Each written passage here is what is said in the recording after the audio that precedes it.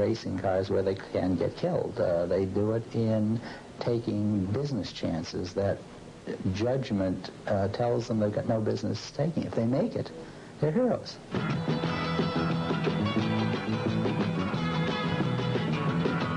So they all come together, the drivers, the fans, the pit crews, and the trophy girls, for the same thing, the thrills and the spills.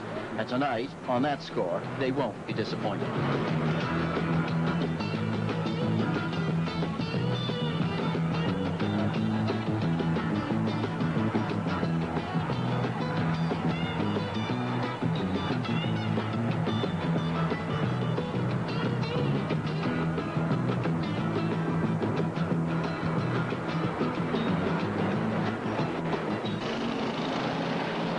43 modified stock car drivers are here tonight to compete for the prize money and the chance to bask in the floodlit winner's lane later on.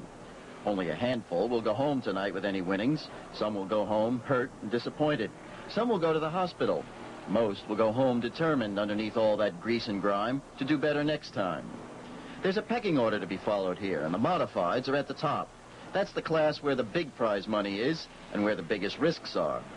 The street stocks are the first to race. The cars have usually been rescued from junkyards, but the motors are good and the excitement guaranteed.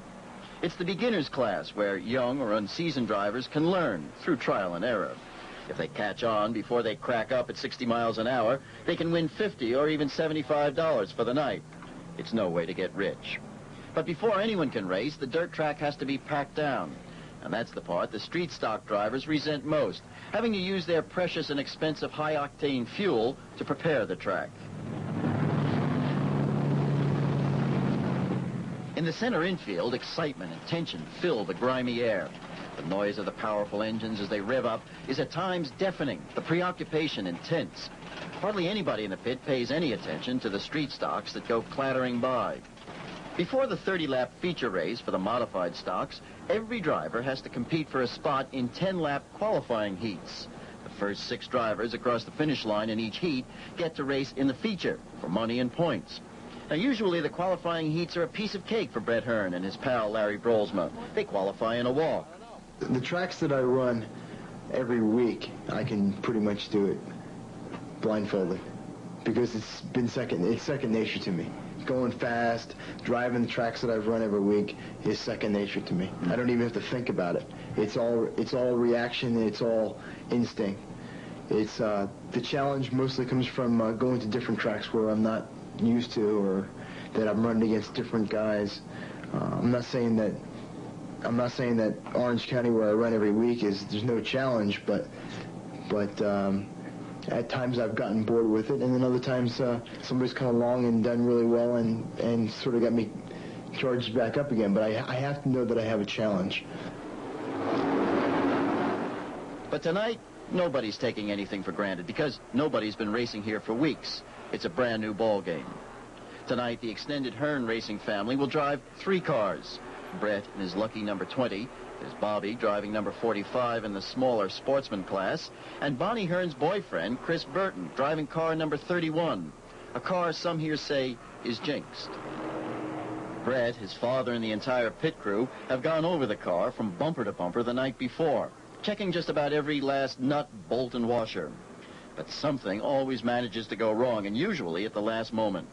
That's what makes their stomachs knot up and their jaws tighten, racing the clock in the pits, not on the track. During the warm-ups, the rear suspension in Brett's car tears loose.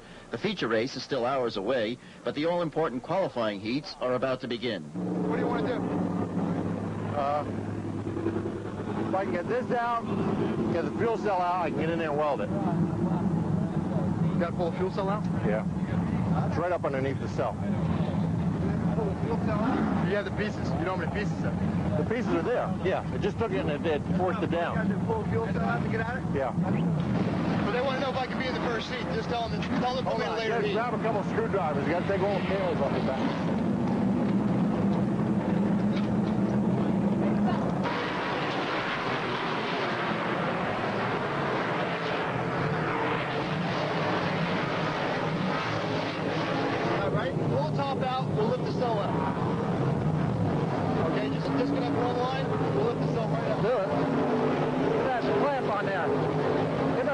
over there, Andy.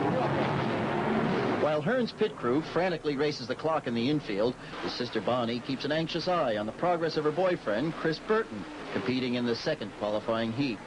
Everything seems to be going well for Burton, and they relax. Suddenly, on the third turn, he seems to lose control of the car and plows into the concrete wall at 80 miles an hour.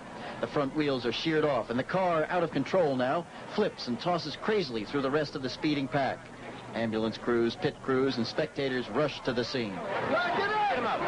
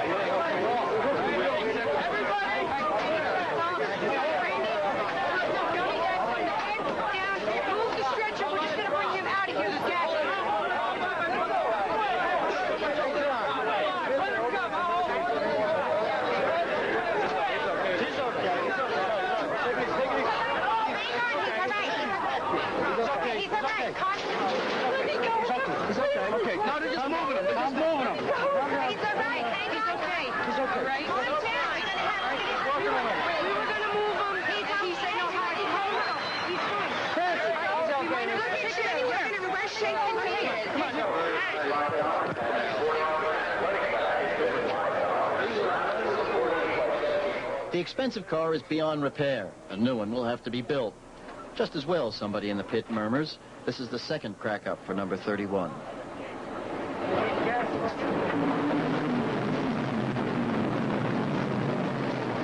Within minutes, the debris has been cleared from the track, and the qualifying heats resume.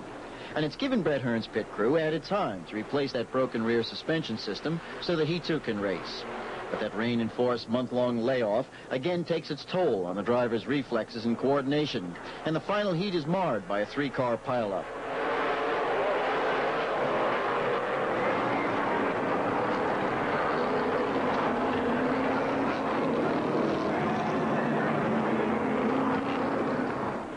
Luckily, no one is hurt this time, and Bret Hearn goes on to win easily by almost half a lap. He and his pal Larry Brolsma will be competing once again, along with 24 other drivers, in the 30-lap feature race. For the drivers, it's a test of skill and nerves and coordination, but the pit crews will be on the firing line too. After all, how well they maintain and fine-tune the cars will determine in large part whether they'll win or lose. When he wins, Andy and Gordon and Bret and Bobby and the world part of it. You know, that's what made him go across that finish line first. You know, that's the whole thing. And then knowing that you're a part of that, you know, it just makes it feel like, well, it was worth it. Because I spent 40 hours last week, you know, it makes it worth it. It's a team effort, like Bret said. It's a team effort. Bret drives the car. He's the best at what he's one of the best in the business. We feel, not trying to brag or anything, but we feel that we're probably one of the best crews in the business, dirt track crews. So, it's a team effort, and it's like the, it's like the Yankees, when they, by themselves, they're really not, they're really not that great, but when they're together and when they're all batting, over 300, then they're a team and they're doing good and they're happy about it.